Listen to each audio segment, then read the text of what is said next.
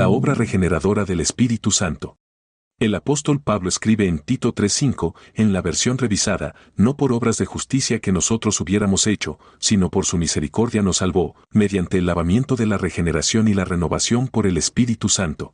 En estas palabras se nos enseña que el Espíritu Santo renueva a los hombres, o los hace nuevos, y que a través de esta renovación del Espíritu Santo, somos salvos.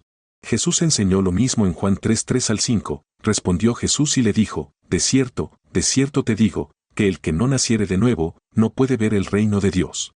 Nicodemo le dijo, ¿cómo puede un hombre nacer siendo viejo? ¿Puede acaso entrar por segunda vez en el vientre de su madre y nacer? Respondió Jesús, de cierto te digo, que el que no naciere de agua y del Espíritu, no puede entrar en el reino de Dios. ¿Qué es la regeneración? La regeneración es la impartición de vida espiritual, a aquellos que están muertos, espiritualmente muertos, por sus delitos y pecados, Efesios 2:1. Es el Espíritu Santo quien imparte esta vida.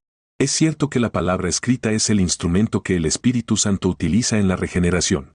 Leemos en 1 de Pedro 1:23, siendo renacidos, no de simiente corruptible, sino de incorruptible, por la palabra de Dios que vive y permanece para siempre. Leemos en Santiago 1:18, Él, de su voluntad, nos hizo nacer por la palabra de verdad, para que seamos primicias de sus criaturas. Estos pasajes dejan claro que la palabra es el instrumento utilizado en la regeneración, pero es solo cuando el Espíritu Santo utiliza el instrumento que se produce el nuevo nacimiento. Es el Espíritu el que da vida, Juan 6:63. En 2 de Corintios 3:6 se nos dice que la letra mata, mas el Espíritu vivifica. Esto a veces se interpreta como que la interpretación literal de las Escrituras, aquella que toma el texto en su sentido gramatical estricto y lo hace significar lo que dice, mata, pero que una interpretación espiritual, una interpretación que busca el espíritu del pasaje, haciendo que signifique algo que no dice, da vida. Aquellos que insisten en que las Escrituras significan exactamente lo que dicen son llamados literalistas mortales. Esta es una perversión favorita de las Escrituras por parte de aquellos a quienes no les gusta tomar la Biblia tal como está escrita y se ven acorralados, buscando una forma conveniente de escapar. Si uno lee las palabras en su contexto, verá que este pensamiento era completamente ajeno a la mente de Pablo. De hecho, quien estudie cuidadosamente las epístolas de Pablo descubrirá que él mismo era un literalista de los más estrictos. Si el literalismo es mortal, entonces las enseñanzas de Pablo son algunas de las más mortales jamás escritas. Pablo construye argumentos basados en el giro de una palabra, en un número o en un tiempo verbal. ¿Qué significa el pasaje? La forma de descubrir lo que significa cualquier pasaje es estudiar las palabras en su contexto. Pablo está haciendo un contraste entre la palabra de Dios fuera de nosotros, escrita con tinta en pergamino o grabada en tablas de piedra, y la palabra de Dios escrita dentro de nosotros, en tablas que son corazones de carne, con el Espíritu del Dios viviente, y nos dice que si solo tenemos la palabra de Dios fuera de nosotros, en un libro, en pergamino o en tablas de piedra, nos matará, solo traerá condenación y muerte, pero que si tenemos la palabra de Dios como una cosa viva en nuestros corazones, escrita en nuestros corazones por el Espíritu del Dios viviente, nos dará vida. Ningún número de Biblias sobre nuestras mesas o en nuestras bibliotecas nos salvará, pero la verdad de la Biblia escrita por el Espíritu del Dios viviente en nuestros corazones nos salvará. Para expresar la cuestión de la regeneración de otra manera, la regeneración es la impartición de una nueva naturaleza, la propia naturaleza de Dios, a quien ha nacido de nuevo, 2 de Pedro 1:4. Todo ser humano nace en este mundo con una naturaleza pervertida. Toda su naturaleza intelectual, afectiva y volitiva está pervertida por el pecado. No importa cuán excelente sea nuestra ascendencia humana, venimos a este mundo con una mente ciega a la verdad de Dios. El hombre natural no percibe las cosas que son del Espíritu de Dios, porque para él son locura, y no las puede entender, porque se han de discernir espiritualmente. 1 de Corintios 2:14. Con afectos que están alejados de Dios, amando las cosas que deberíamos odiar y odiando las cosas que deberíamos amar. Y manifiestas son las obras de la carne, que son adulterio, fornicación, inmundicia, lascivia, idolatría, hechicería, enemistades, pleitos, celos, iras, contiendas, disensiones, herejías, envidias, homicidios, borracheras, orgías y cosas semejantes a estas. Gálatas 5:19-21. Con una voluntad pervertida, inclinada a complacerse a sí misma en lugar de complacer a Dios. Por cuanto los designios de la carne son enemistad contra Dios, porque no se sujetan a la ley de Dios, ni tampoco pueden. Romanos 8:7. En el nuevo nacimiento, se nos imparte una nueva naturaleza intelectual, afectiva y volitiva.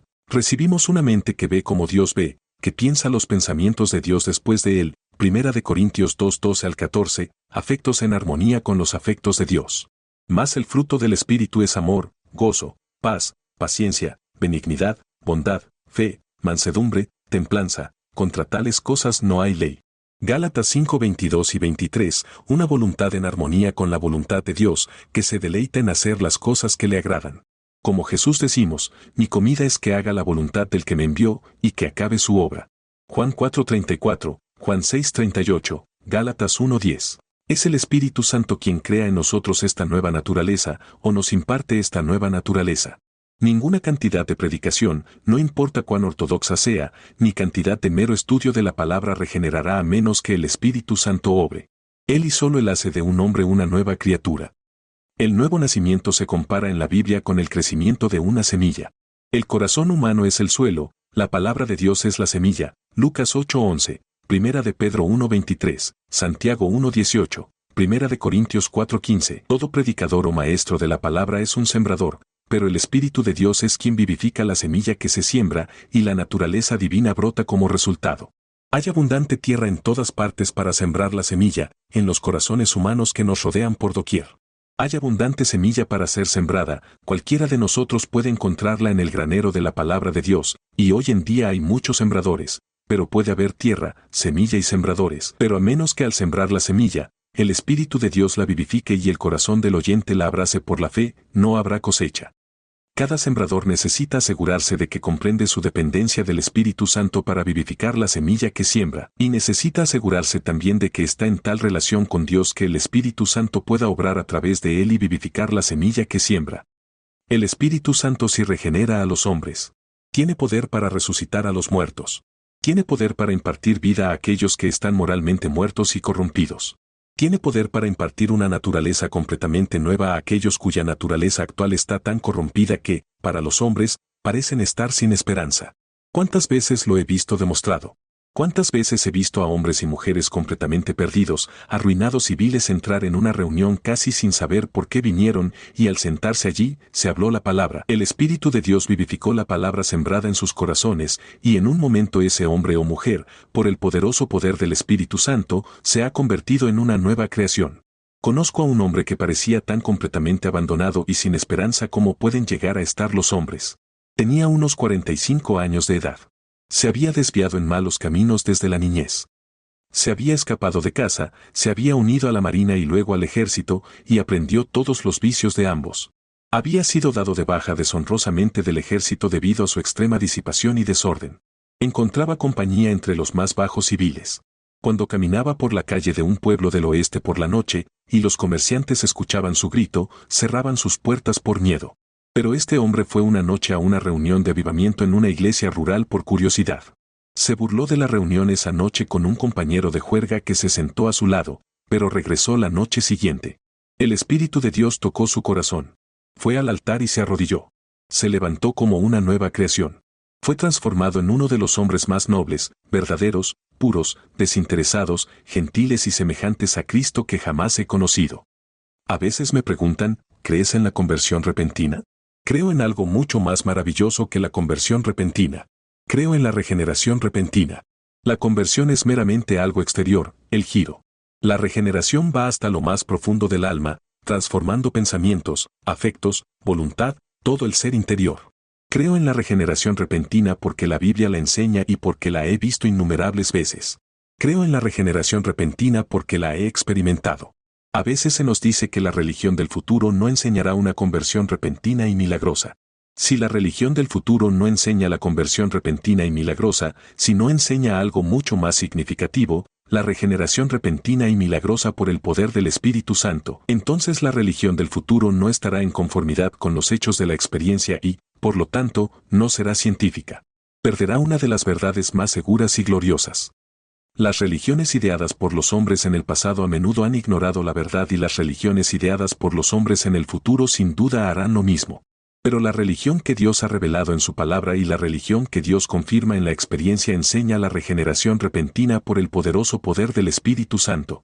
Si no creyera en la regeneración por el poder del Espíritu Santo, dejaría de predicar. ¿De qué serviría enfrentar grandes auditorios en los que hay multitudes de hombres y mujeres endurecidos y marcados que no se preocupan por nada más que por las cosas del mundo y de la carne, sin aspiraciones altas y santas, sin una perspectiva más allá del dinero, la fama, el poder y el placer, si no fuera por el poder regenerador del Espíritu Santo? Pero con el poder regenerador del Espíritu Santo, todo tiene sentido, porque el predicador nunca puede saber dónde el Espíritu de Dios va a actuar y hacer su poderosa obra. Ahí delante de ti está un hombre que es un jugador, un borracho o un libertino. No parece haber mucho sentido en predicarle, pero nunca puedes saber si esa misma noche el Espíritu de Dios tocará el corazón de ese hombre y lo transformará en uno de los hombres más santos y útiles. Ha sucedido muchas veces en el pasado y sin duda sucederá muchas veces en el futuro. Ahí delante de ti está una mujer que es una simple mariposa de la moda. Parece no tener otro pensamiento más allá de la sociedad, el placer y la adulación. ¿Por qué predicarle? Sin el poder regenerador del Espíritu Santo, sería una tontería y una pérdida de tiempo, pero nunca puedes saber. Tal vez esta misma noche el Espíritu de Dios brillará en ese corazón oscuro y abrirá los ojos de esa mujer para ver la belleza de Jesucristo, y puede que lo reciba, y en ese momento se le imparta la vida de Dios por el poder del Espíritu Santo a esa alma frívola. La doctrina del poder regenerador del Espíritu Santo es una doctrina gloriosa. Barre con las falsas esperanzas. Viene a quien confía en la educación y la cultura y le dice, la educación y la cultura no son suficientes. Debes nacer de nuevo. Se acerca a quien confía en la mera moralidad externa y le dice, la moralidad externa no es suficiente, debes nacer de nuevo. Se acerca a quien confía en las exterioridades de la religión, en ir a la iglesia, leer la Biblia, decir oraciones, ser confirmado, ser bautizado, participar de la cena del Señor, y le dice, las meras exterioridades de la religión no son suficientes, debes nacer de nuevo. Se acerca a quien confía en un cambio superficial, en reformarse externamente, en dejar su maldad, y le dice, la reforma externa, dejar tu maldad no es suficiente. Debes nacer de nuevo. Pero en lugar de las vagas y superficiales esperanzas que arrasa, trae una nueva esperanza, una buena esperanza, una esperanza bendita, una esperanza gloriosa. Dice, puedes nacer de nuevo.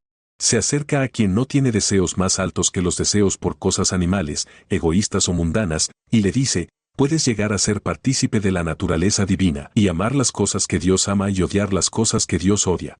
Puedes llegar a ser como Jesucristo. Puedes nacer de nuevo.